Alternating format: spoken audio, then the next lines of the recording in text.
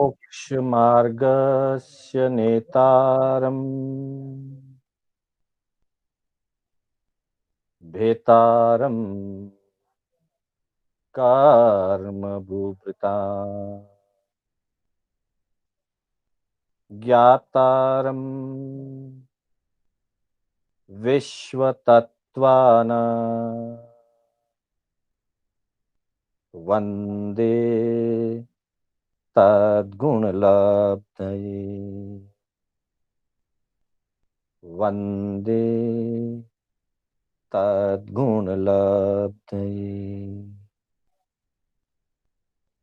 अनंत उपकारी आस्था के आयाम चरम तीर्थंकर श्रमण भगवान महावीर को वंदन। प्रभु की परंपरा में विचरण करने वाले परम उपकारी समस्त चारित्र आत्माओं को वंदन। आत्म बंधुओं, सुशील माताओं एवं बहनों, श्री कर्नाटक जैन स्वाध्याय संघ बैंगलोर के तत्वावधान में आयोजित मोक्ष मार्ग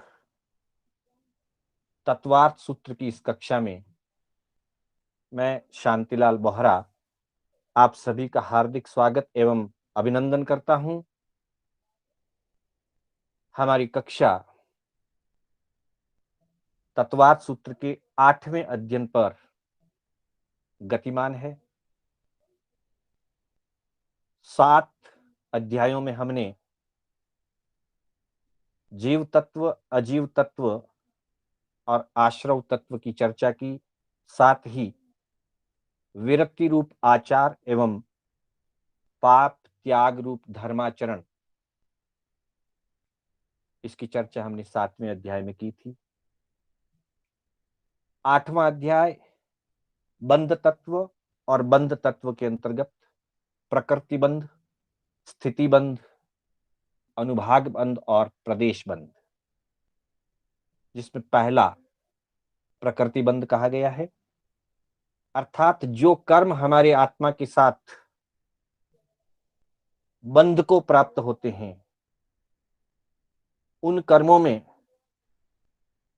स्वभाव का निर्माण होता है, प्रकृति बंध कहलाता है। उन कर्मों में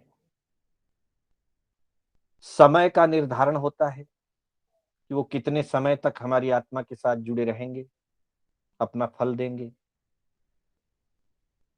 उसे स्थिति बंध कहा जाता है। उन कर्मों में फल देने की न्यूनाधिक शक्ति कर्म का रस निर्धारित होता है। तीव्र या मंद रस न्यूनाधिक शक्ति के रूप में निर्मित होता है, उसे अनुभाव बंध कहते हैं। अनुभाग बंध या रस बंध भी कहते हैं।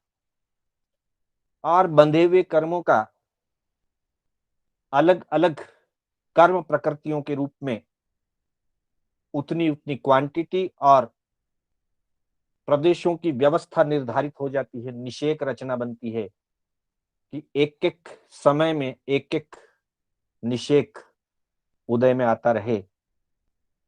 उस व्यवस्था को प्रदेश बंध कहा गया है। प्रकृति बंध में मूल रूप से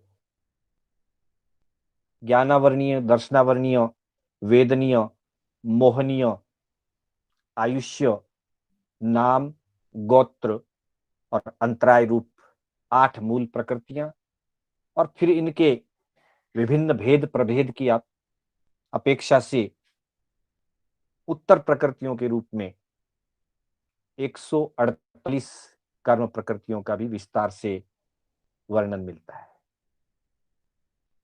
जिसके अंतर्गत हमने ज्ञानावरणीय, दर्शनावरणीय, वेदनीय, मोहनीय और आयु, इन 5 कर्मों की उत्तर प्रकृतियों की चर्चा की। नाम कर्म का विस्तार अधिक होने से गत 2-3 कक्षाओं से इसकी चर्चा हमारी चल रही है। आज हम इसके अंतर्गत त्रस दशक और स्थावर दशक की चर्चा करेंगे और साथ ही गोत्र कर्म एवं अंतराय कर्म की उत्तर प्रकृतियों की भी हम चर्चा करेंगे। आज हम 12वें, 13वें और 14वें सूत्र के आधार पर अपनी चर्चा को जारी रखेंगे। तो सबसे पहले हम मूल सूत्रों का उच्चारण करेंगे। गति जाति शरीरांगोपांग निर्माण बंधन संघात संस्थान सहनन स्पर्श रस गंध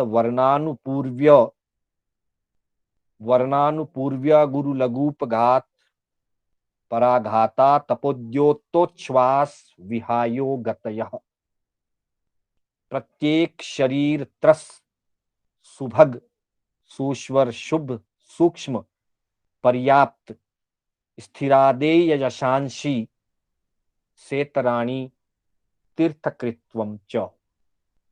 ये 12वां सूत्र है जिसका हम पूर्व की 2-3 कक्षाओं से चर्चा करते आ रहे हैं। 13वां सूत्र जो गोत्र कर्म की प्रकृतियों का नाम निर्देश करने वाला है। 12वें सूत्र में नाम कर्म की उत्तर प्रकृतियों का 42 उत्तर प्रकृतियों का नाम निर्देश हुआ। 13वें सूत्र में गोत्र कर्म के जो मुख्य 2 विभाग है उनके नाम बताए। उच्चैर नीचैश्च, उच्चैर नीचैश्च। और 14वां सूत्र अंतराय कर्म की चर्चा, अंतराय कर्म के उपभेद या उत्तर प्रकृतियां अंतराय कर्म की, दानादि नाम, इस तरह से प्रकृति बंध का स्वरूप यहाँ पूरा होता है। प्रकृति बंध के मूल प्रकृति और उत्तर प्रकृति सारे भेदों की चर्चा 14वें सूत्र तक पूरी हो जाती है। तो हम आगे बढ़ते हुए त्रस दशक और स्थावर दशक की हम चर्चा करने जा रहे हैं। त्रस दशक में सबसे पहले त्रस और उससे मिलते जुलते या उस ग्रुप के 10 प्रकृतियों के नाम दिए गए हैं और इसी तरह से स्थावर दशक के अंतर्गत स्थावर और उसके ग्रुप के 10 प्रकृतियों के नाम बताए गए हैं। सबसे पहला है त्रस नाम कर्म, अर्थात हम जानते हैं कि जीव मुख्य रूप से 2 प्रकार के होते हैं, त्रस और स्थावर। हम इन दोनों की चर्चा साथ साथ में करते रहेंगे। जिस जीव में त्रस नाम कर्म का उदय होता है वह जीव अपनी सुविधा के अनुसार,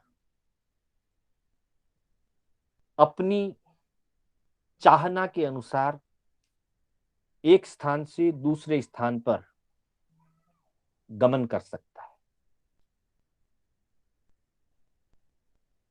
जब उसे त्रास की अनुभूति होती है, त्रास का अर्थ होता है कष्ट, पीड़ा, वेदना, दुख, किसी स्थान विशेष में जब उसे कष्ट, पीड़ा या दुख की अनुभूति होती है, वेदना की अनुभूति होती है, तो वो उससे बचने का प्रयास करता है और उस प्रयास के लिए वो अपना स्थान अपनी सुविधानुसार बदल सकता है, अर्थात वह गमनागमन कर सकता है, एक स्थान से दूसरे स्थान के लिए आ जा सकता है, हलन चलन कर सकता है, अपनी वेदना को व्यक्त कर सकता है, बता सकता है और उसके वापस उससे बचने का उपाय कर सकता है। ऐसे जीव त्रस नाम कर्म के उदय से होते हैं, जिसमें बेइंद्री, तेइंद्री, चौरेंद्री और पंचेंद्री के जीव त्रस नाम कर्म वाले त्रस जीव कहलाते हैं। उसके विपरीत पृथ्वीकाय, अपकाय, तेवकाय, वायुकाय और वनस्पति काय के जो एकेंद्रिय के जीव हैं उनके स्थावर नाम कर्म का उदय होता है और इस कारण से वे अपने स्थान से दुख, वेदना, पीड़ा की अनुभूति होने पर न तो वो स्थान बदल सकते हैं, न गमनागमन कर सकते हैं और न वे अपने दुख की, पीड़ा की अभिव्यक्ति कर सकते हैं, बता नहीं सकते। किसी तरह से अपने शरीर में स्पंदन आदि के द्वारा भी हमें वो बता नहीं सकते कि उनको पीड़ा हो रही है। जैसे उदाहरण के लिए, कभी किसी घर में गेहूं आदि अनाज में अगर कीड़ी या इल्ली आदि का कोई संयोग हो जाए, कीड़ी आ जाए, इल्लियां पड़ जाए, विवेक और यत्न रखें कि ऐसा ना हो। फिर भी कदाचित मौसम के कारण से कुछ गलती रह जाने से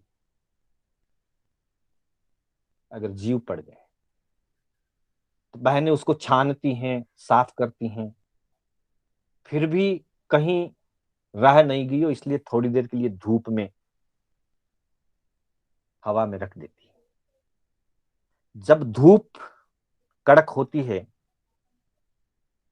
गेहूं एकेंद्रीय जीव है और उसमें आई हुई इल्ली या लठ या कीड़ियां वगैरह बेइंद्री और तेइंद्री जीव है। लठ बेइंद्री है, कीड़ी वगैरह तेइंद्री है। स्पर्श इंद्री के माध्यम से धूप का अनुभव दोनों जीवों को हो रहा है, गेहूं के जीव को भी हो रहा है, लठ कीड़ी आदि को भी हो रहा है।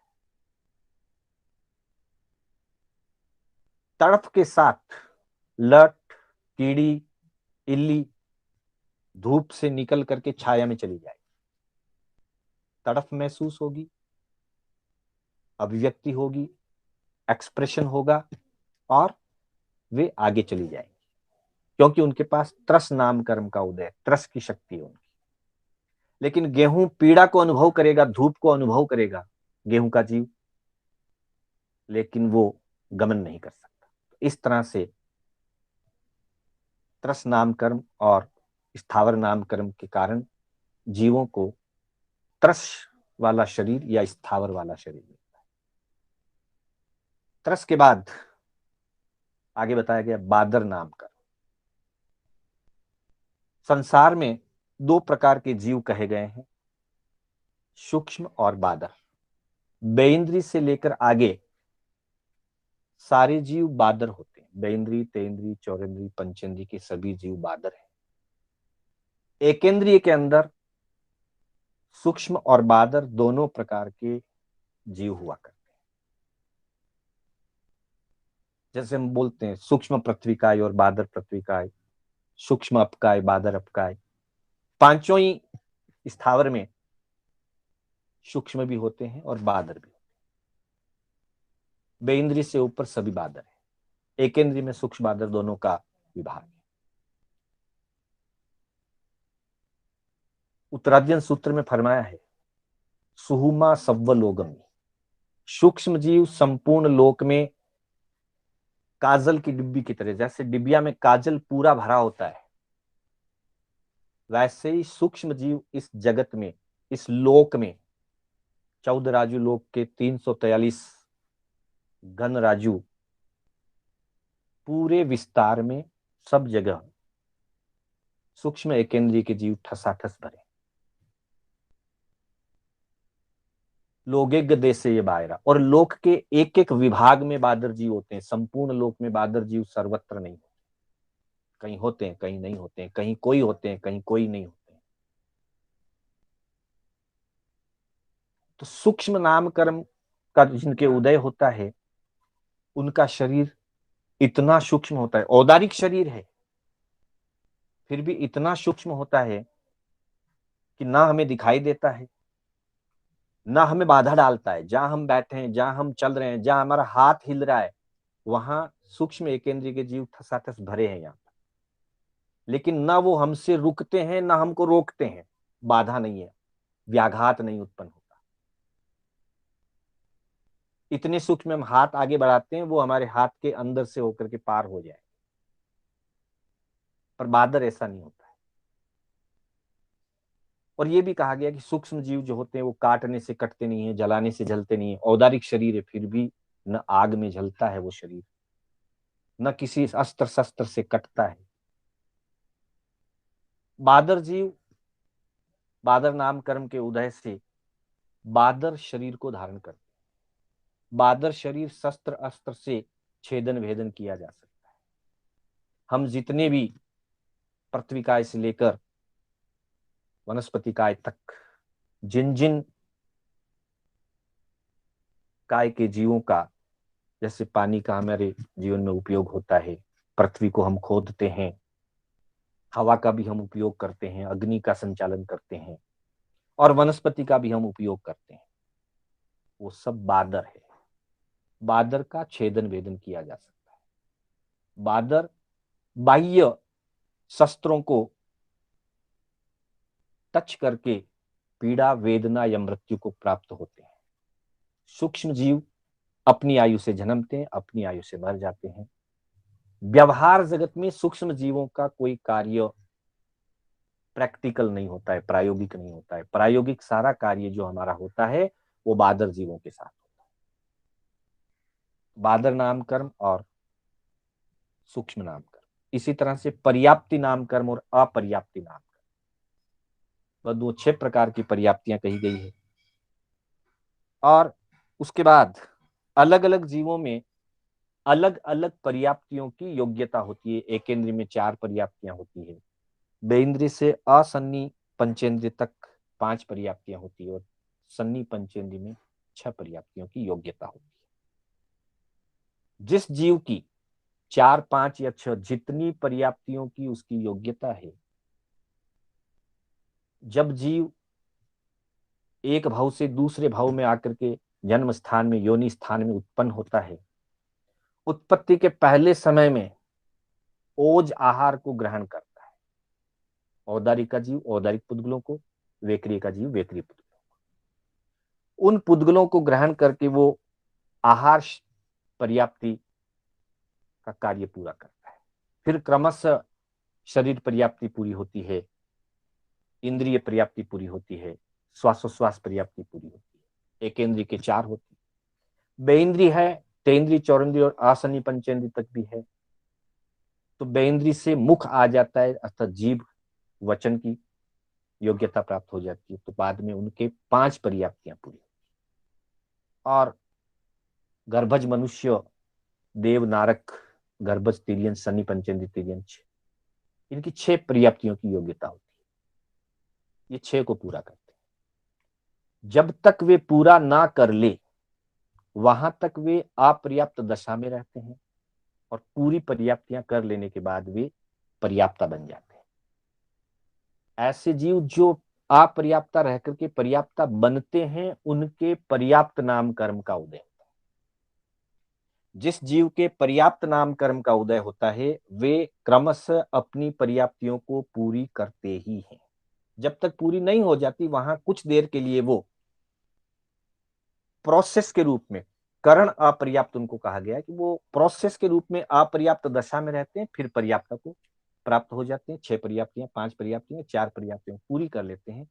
ऐसे जीवों के पर्याप्ति नाम कर्म का उदय होता है। कुछ जीव ऐसे भी होते हैं जो अपनी पर्याप्तियां पूरी करने से पहले मृत्यु को प्राप्त हो जाते हैं। जैसे एकेंद्री का जीव है, 3 पर्याप्तियां पूरी करी, चौथी पर्याप्ति पूरी होने से पहले मृत्यु हो गई। बेइंद्री आदि का जीव है, 3 या 4 तक भी पूरी कर ली, पर 5वीं पूरी होने से पहले मृत्यु हो गई। अथवा सन्नी पंचेंद्री है, 3 पूरी करके मृत्यु हो जाए, 4 पूरी करके मृत्यु हो जाए, या 5 पूरी कर ली, 6ठी करने से पहले मृत्यु हो जाए। जो जीव अपर्याप्त अवस्था में मृत्यु को प्राप्त करते हैं, उनके अपर्याप्त नाम कर्म का उदय होता है। जो जीव पर्याप्ता हो जाते हैं, उसके बाद कभी भी अपनी आयुष्य के अनुसार काल हो सकता है, उनके पर्याप्त नाम कर्म का उदय होता है। सामान्य रूप से जैसे देव, नारक और युगलिक, इनमें अपर्याप्ता में काल होता ही नहीं है, तो इन जीवों के नियमा रूप से पर्याप्त नाम कर्म का ही उदय रहता है। देव के जीव, नारकी के जीव और युगलिक मनुष्य, युगलिक तिर्यंच पंचेंद्रिय। जो समूर्छिम मनुष्य कहे गए, जो नियमा अपर्याप्तता में ही काल को प्राप्त करते हैं, उन सभी जीवों के नियमा रूप से अपर्याप्ति नाम कर्म का ही उदय रहता है। और बाकी के शेष जीव अपनी आयुष्य के अनुसार कोई अपर्याप्तता में भी मर सकते हैं, कोई पर्याप्ता होकर के भी मर सकते हैं। तो उन जीवों में जो अपर्याप्त नाम कर्म को लेकर के आते हैं, वे अपर्याप्तता में काल करते हैं, और जो पर्याप्त नाम कर्म के साथ आते हैं, वो पर्याप्ता होकर के अपनी आयु के अनुसार काल करते हैं। तो पर्याप्ति नाम कर्म का मतलब है अपनी पर्याप्तियों को पूरा करना, और अपर्याप्त नाम कर्म का मतलब है अपनी पर्याप्तियों को पूरे किए हुए ही, उसके बिना ही मृत्यु को प्राप्त हो जाना, अपर्याप्त नाम कर्म। उसके बाद आता है पर्याप्त और अपर्याप्त के बाद प्रत्येक शरीर और साधारण शरीर नाम का। इस संसार में अनंता अनंत जीव है, और औदारिक और वेक्रिय जो स्थूल शरीर कहे गए हैं, तेजस कार्बन सूक्ष्म शरीर है, उसकी बात ना करके जो स्थूल शरीर है, इतने स्थूल शरीर नहीं है कि सारे जीवों को अलग अलग स्थूल शरीर मिले। अनंता अनंत जीव हैं, और अनंता अनंत अगर शरीर बनाए तो इस लोक में, क्योंकि लोक बहुत छोटा है, वैसे तो लोक बहुत बड़ा है, लेकिन अनंता अनंत जीवों की दृष्टि से लोक बहुत छोटा है। वे सारे जीव इस लोक में समा नहीं सकेंगे, स्थान नहीं मिलेगा। इसलिए प्रकृति ने अपना स्वरूप स्वयं निर्धारित किया हुआ है, स्वभाव से निर्धारित। अनंत अनंत जीव एक शरीर में निवास करके रहते हैं, इसलिए उनको साधारण कहा जाता है। जहां एक औदारिक शरीर में अनंत जीव इकट्ठे रहते हैं, वो साधारण शरीर कहलाता है, और वो साधारण नाम कर्म के उदय से, साधारण शरीर नाम कर्म के उदय से। और जहां एक औदारिक शरीर का एक एक जीव मालिक है, उसे प्रत्येक शरीर नाम कर्म है। ये अनंत जीवों की एक शरीर वाली साधारण वाली व्यवस्था मात्र वनस्पति काय में, साधारण वनस्पति काय और सूक्ष्म वनस्पति काय, इन दो भेदों में एक एक औदारिक शरीर में अनंत अनंत जीव इकट्ठे रहते हैं। कर्म अपने अपने हैं, आत्मा उनकी स्वतंत्र है।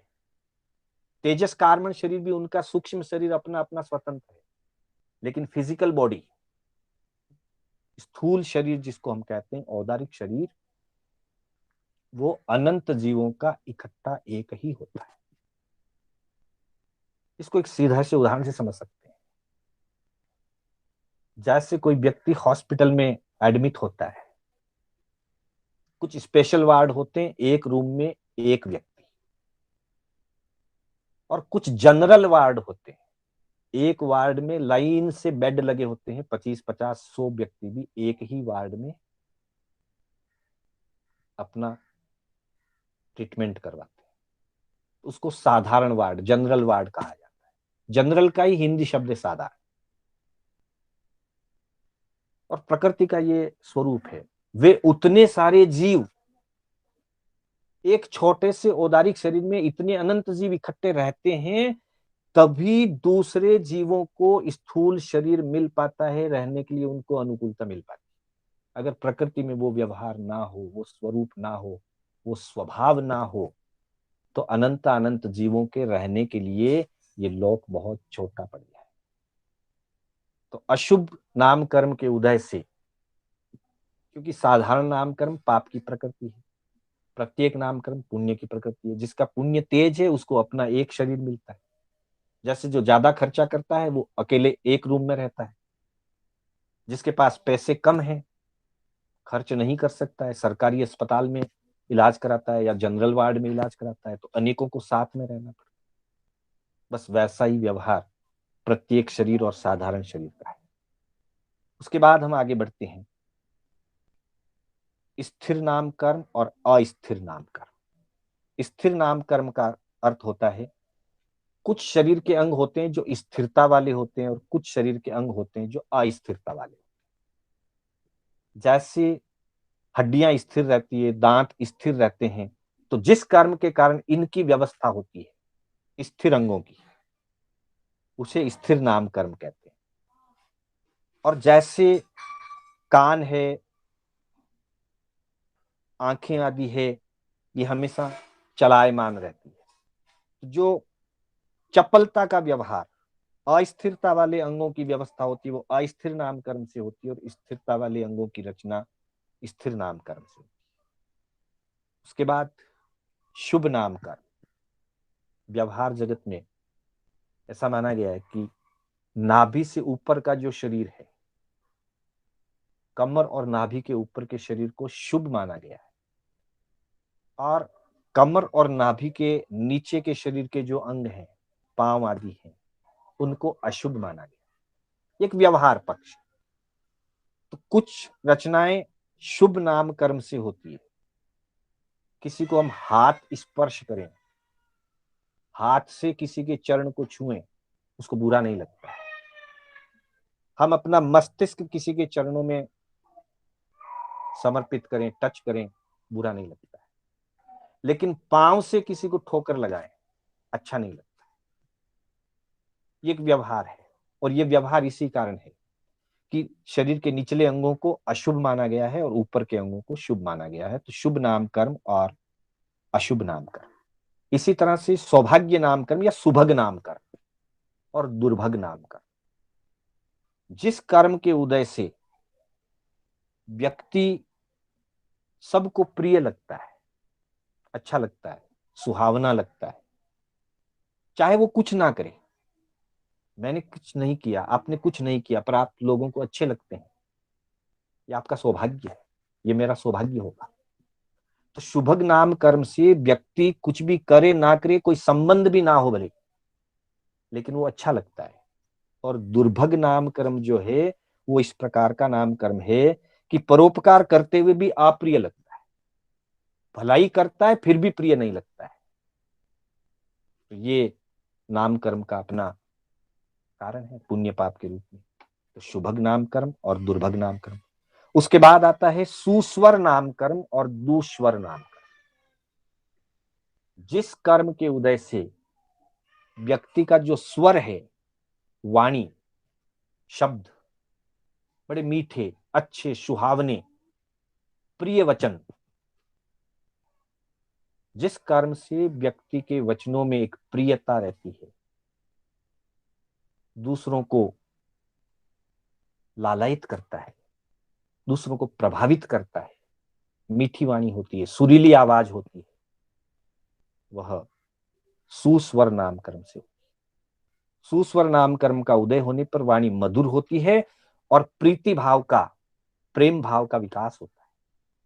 और दूसरी तरफ दुस्वर नाम कर्म, जिस कर्म के उदय से व्यक्ति की आवाज कटु निकलती है, आवाज सुरीली नहीं होकर के कानों को चुभने वाली आवाज होती है, मन को चुभने वाली आवाज होती है, दुस्वर नाम कर्म।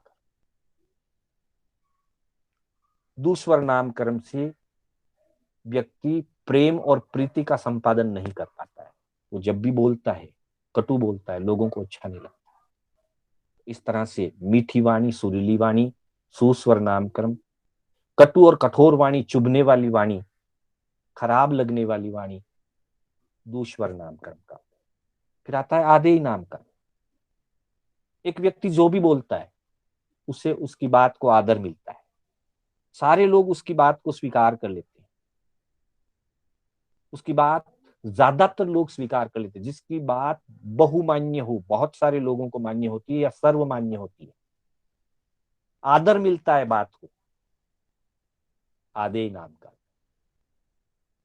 और कुछ ऐसे भी लोग होते हैं, अच्छी बात कहते हैं, हितकारी बात कहते हैं, लाभकारी बात कहते हैं, सही बात कहते हैं, बावजूद उसके अनादेय नाम कर्म का उदय है, उसकी बात को आदर नहीं मिलता है, कोई उसकी बात को सुनना पसंद नहीं करता है, और लोग उसकी बात को, ज्यादातर लोग या सभी लोग उसकी बात को अमान्य करते हैं, मान्यता नहीं देते हैं। अनादि नाम। 10वां यश कीर्ति नाम कर्म, त्रस दशक में, और अपयश कीर्ति नाम कर्म स्थावर दशक में। लोग तरस जाते हैं यश के लिए, मिलता नहीं है।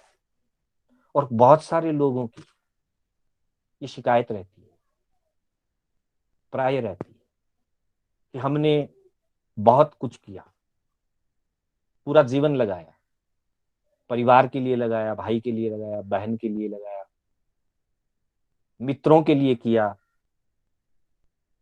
संघ समाज के लिए किया, सबके लिए किया और भावपूर्वक किया, पर किसी से यश नहीं मिला। और कुछ ऐसे लोग होते हैं, कुछ ऐसे भी लोग होते हैं जिन्होंने ज्यादा कुछ नहीं किया, थोड़ा बहुत करते हैं या नहीं भी करते, फिर भी यश मिलता है, यशस्वी बन जाते हैं।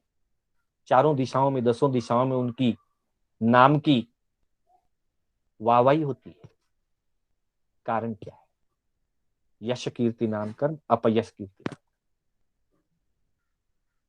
और कभी कभी तो अच्छा करने पर भी नाम खराब होता है, अच्छा कार्य करे फिर भी नाम गलत के रूप में आता है, अपयश कीर्ति नाम। पुण्य का योग होने पर यश कीर्ति नाम कर्म होता है। काम करे तो भी यश मिलता है, कम करे तो भी यश मिलता है, नहीं करे तो भी यश मिलता है। और अपयश कीर्ति नाम कर्म का जब उदय होता है, यश की प्राप्ति नहीं होती। अतः जीवन में कभी इस बात की शिकायत ना रखें कि यश नहीं मिलता। पुण्य के कार्य करें, जिस दिन पुण्य बढ़ेगा अपयश कीर्ति नष्ट हो जाएगी, अपयश कीर्ति नाम कर्म क्षीण हो जाएगा, कमजोर हो जाएगा, और यश कीर्ति नाम कर्म बढ़ जाएगा। हालांकि हमको यश के लिए काम नहीं करना है, फिर भी छद्मस्त हैं संसार में, कहीं न कहीं व्यक्ति को थोड़ी सी यश की भी, थोड़ी सी प्रोत्साहन की भी आवश्यकता महसूस हो सकती है। फिर भी उसके लिए काम नहीं करें। काम अपनी भावना से, अपने स्वभाव से, अपने अंतर मन से काम करें। यश मिलना यश मिल जाएगा, अपयश मिलना अपयश मिल जाएगा। काम में कोई अंतर ना रहे, काम भावपूर्वक करें। इस तरह से त्रस दशक और स्थावर दशक की 10-10, 20 प्रकृतियां, फिर प्रत्येक प्रकृतियां 8, 28 और पिंड प्रकृतियां 14, 42 तत्वार्थ सूत्र के अंतर्गत जो 42 नाम दिए गए हैं वो इन्हीं के आधार पर हैं।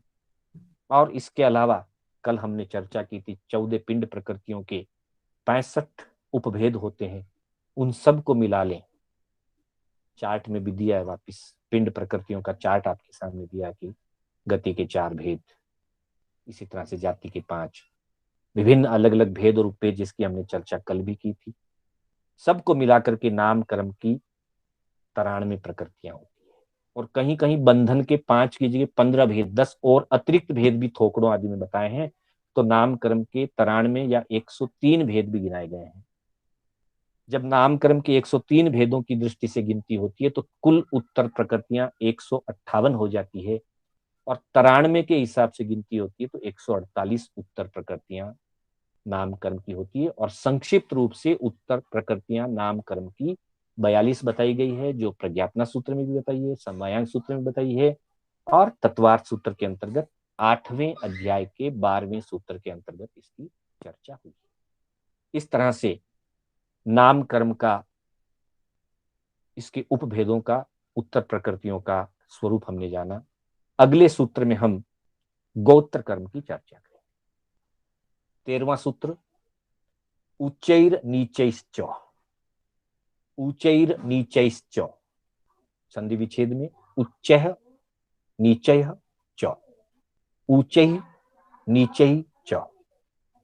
अर्थात पहले ही बता दिया कि क्रमशः कहा जाएगा, इसलिए किसी कर्म का नाम नहीं दिया। इस क्रम में 2 भेद गोत्र कर्म के होते हैं, और वो होते हैं उच्च और नीच। उच्च गोत्र, नीच गोत्र। प्रज्ञापना सूत्र में परीक्षा की, गोएणम भन्ते कम्मे कति विहे पनत्ते। भगवान से पूछा, गोएणम अर्थात गोत्र कर्म के, कति विहे पनत्ते, गोत्र कर्म भगवान कितने प्रकार का कहा गया है। गोयमा, भगवान ने गौतम को संबोधित करके, गौतम स्वामी को संबोधित करके फरमाया, गोयमा दुविहे पनत्ते तंजा। गौतम, गोत्र कर्म दो प्रकार का कहा गया है, उच्चा गोयेय, नीया गोयेय। उच्च गोत्र और नीच गोत्र, पहले भी इसकी थोड़ी चर्चा हमारी हुई थी। सामान्य व्यवहार में तो ऐसा हम कहते हैं कि भाई जिस कर्म के उदय से जीव उच्च कुलीन कुल या गोत्र में जन्म लेता है, उच्च गोत्र है, और हल्की जाति में, निम्न जातियों में जब जन्म होता है तो उसके नीच गोत्र कहा गया। लेकिन किसी अपेक्षा से हमारे ऋषि मुनियों ने इसका अर्थ ये किया है, ज्ञानी भगवंतों ने यह अर्थ किया है कि गोत्र जन्म ये इतना महत्वपूर्ण नहीं है। व्यक्ति में कुलीनता है, उच्च गोत्र का उदय है तो व्यक्ति में कुलीनता रहेगी, उच्चता के परिणाम रहेंगे। और यदि नीच गोत्र का उदय है तो वो किसी ऊंचे घर में भी जन्म है, लेकिन उसके परिणाम, उसके जीवन की प्रवृत्तियां उच्च नहीं होंगी, निम्न होंगी। और इसके लिए एक दो उदाहरण भी हमारे दिए गए हैं। एक उदाहरण ये दिया है, कहा है कि देवगति में सभी जीवों के उच्च गोत्र का ही उदय होता है। देवगति के जितने भी जीव होते हैं, देवगति में उच्च गोत्र का ही उदय होता है। लेकिन देवगति में भी कहा है कि भाई किलविसी जैसी जातियां जन्म लेती हैं, किलविसी के रूप में जिनका जन्म होता है, वहां बताया कि वो ढेड़ चमार के जैसे होते हैं।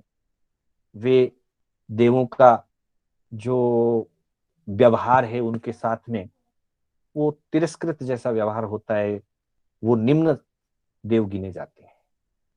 तो गोत्र की अपेक्षा से तो उनका उच्च गोत्र है। तो ये व्यवहार एक व्यवहारिक है। विशेषता ये है कि जिस कर्म के उदय के कारण जीव उच्च कुलीन कार्य करता है, गिरे हुए काम नहीं करता,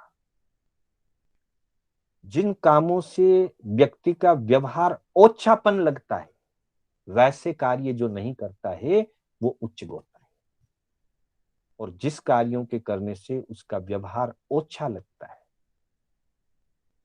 वे कार्य करने वाला नीच गोत्र कर्म के उदय का स्वरूप कहा गया है। उत्तराध्ययन सूत्र में एक वर्णन आता है, और जहां भगवान ने स्पष्ट फरमाया है, न दिसई जाई विशेष कोई, सखम खू दिसई तवो विशेषो। जहां हरिकेशी मुनि और वहां आश्रम के अधिपति ब्राह्मण आचार्य से जब चर्चा होती है, उस प्रसंग में ये बात आई है, तो वहां कहा गया है कि न दिसई जाई विशेष कोई, जाति की कोई विशेषता नहीं है, विशेषता व्यक्ति के गुणों की होती है। और वहां कहते हैं कि प्रत्यक्ष में दिखाई दे रहा है कि हरिकेश का जन्म बल हरिकेशी मुनि, उत्तराध्ययन सूत्र का 12वां अध्ययन और 37वीं गाथा में यह वर्णन मिलता है कि हरिकेशी बल का जन्म हरिजन कुल में हुआ था। आगम की भाषा में, साहित्य की भाषा में उसको स्वपाक कहते हैं, स्वपाक कुल में उनका जन्म हुआ था। लेकिन उन्होंने तपाराधना की, और तप आराधना करके विभिन्न प्रकार की लब्धियां, विभिन्न प्रकार की शक्तियां, विभिन्न प्रकार की रिद्धियां और सिद्धियां प्राप्त हुई। इतना ही नहीं, मनुष्य ही नहीं, देवगति के देव बल हरिकेश मुनि की सेवा में सदा तल्लीन रहते थे। तो अगर जन्म की दृष्टि से देखा जाता तो वो तो नीच गोत्र है। तो जन्म से नहीं, व्यक्ति अपने कर्मों से उच्च या नीच होता है। तो जिस प्रकार के कर्म का उदय होगा उस प्रकार जीवन के व्यक्ति के जीवन का व्यवहार होगा। उच्च गोत्र के उदय से व्यक्ति उच्च कुलीन कार्य करता है और उसको उच्च नामों से और उच्चता के साथ उसका व्यवहार संसार करता है। और नीच गोत्र का कर्म जिसके होता है वो व्यक्ति निम्न दर्जे के कार्य करता है, अकुलीनता वाले काम करता है, ओछेपने का व्यवहार करता है। तो दुनिया भी उसके साथ उच्च कुलीनता वाली शब्दावली से या उच्च कुलीन भाषा से उसका परिचय नहीं दिया जाएगा, फिर उसका परिचय भी उसी प्रकार दिया जाएगा, उसको नीचा गिना जाएगा। इस तरह से गोत्र कर्म के दो भेद बताए गए हैं, उच्चा गोय निया गोय, उच्च गोत्र और नीच गोत्र। और आखिरी 8वां कर्म 14वां सूत्र जिसमें अंतराय कर्म के उत्तर भेदों की चर्चा हुई। दानादि नाम, यहाँ सारे नाम नहीं दिए क्योंकि दान लाभ भोगोपभोग वीर्याणि च कह करके दूसरे अध्ययन में इन सारे नामों को बता दिया गया, जहां सयोपशम भाव और शायिक भाव की चर्चा हुई थी।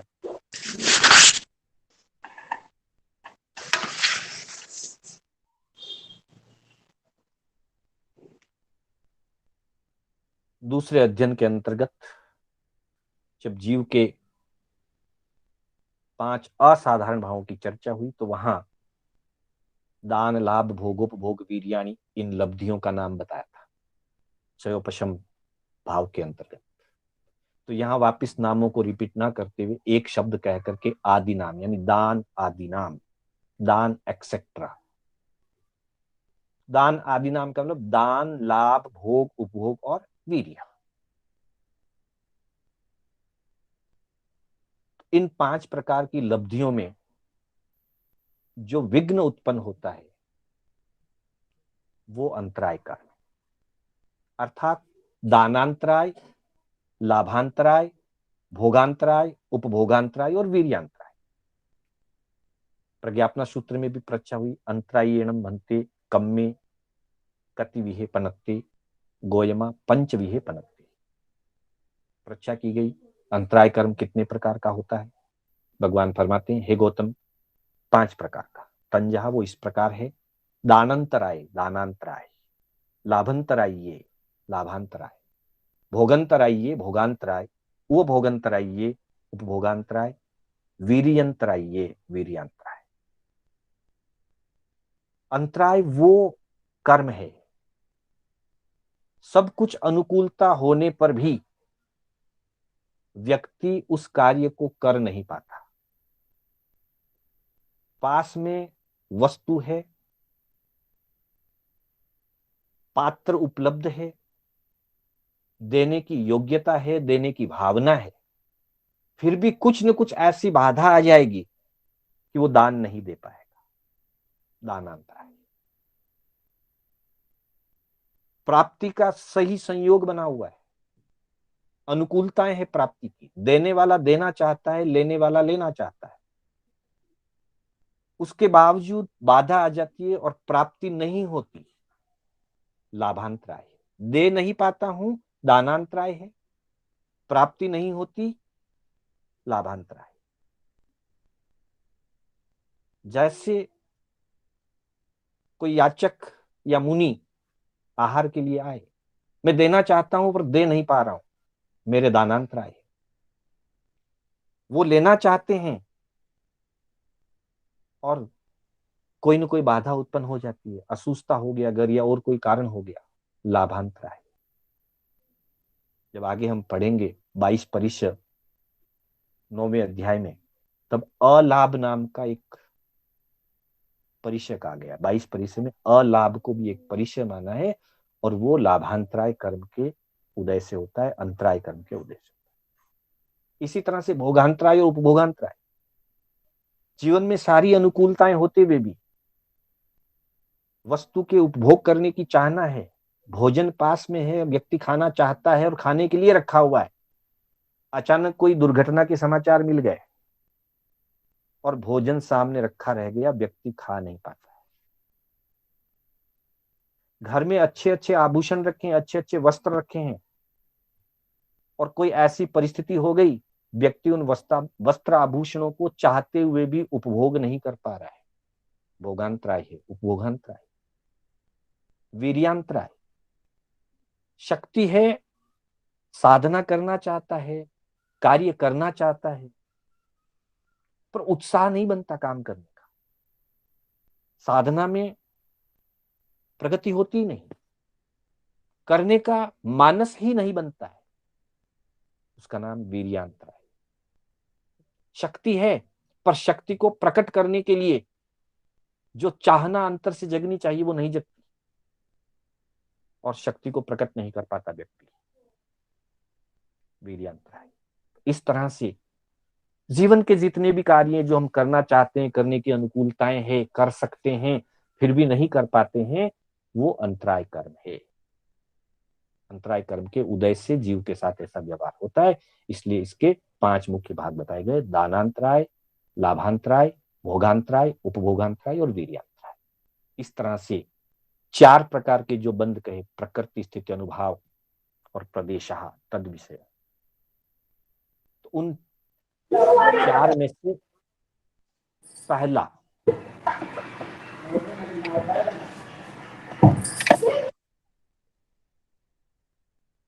अर्थात प्रकृति बंध का स्वरूप यहाँ पे पूरा होता है। अगली कक्षा में हमारा स्थिति बंध, अनुभाग बंध और प्रदेश बंध की चर्चा आगे की कक्षाओं में होगी। आज की कक्षा को हम यहीं विराम देते हैं। मैं पुनः आप सभी का आभार व्यक्त करते हुए, मेरे द्वारा कोई हुई स्खलना या कोई जिनाज्ञा विपरीत कथन हुआ तो उसके लिए मैं आत्म साक्षी से, आप सभी की साक्षी से, संघ और पंच परमेष्टि की साक्षी से क्षाम दुग्रम करता हूं। एक सूचना के साथ आज के कार्यक्रम को हम पूरा करेंगे। कल संवत्सरी महापर्व है,